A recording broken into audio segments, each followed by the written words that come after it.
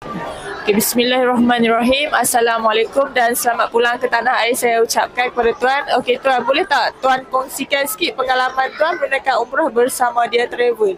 Bismillahirrahmanirrahim. Alhamdulillahirabbil alamin.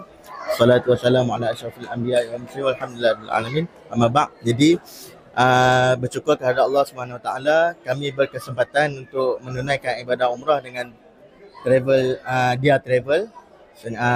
Jadi bermula dah 1 September sampai 12 September ni kami sangat gembira dan sangat bersyukur kepada Allah kerana tiap-tiap perjalanan tu dibimbing dengan sangat baik dan kemas mantap daripada Ustaz Zubair dan Haji Lokman yang berada di Mekah.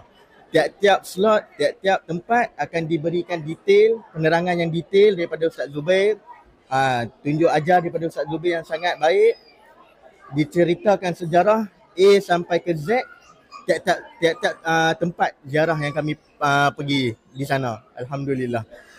Seterusnya kan, nak cerita lagi kerana di Mekah dan di Madinah ada tempat-tempat yang sebelum ni yang saya pergi tak tahu. Jadi pergi dengan Dia Travel ni, alhamdulillah. Tempat tu baru tahu dengan Ustaz Zubair dengan Haji Lokman lah yang tolong bagi penerangan kat kami kan. Jadi dapat ilmu yang baru kan, pengetahuan yang baru.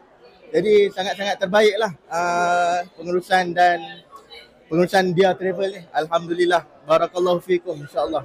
Alhamdulillah. Terima kasih Tuan kongsikan. Okey Tuan, kalau saya bagi 10 bintang, Tuan bagi kita berapa bintang? 12/10.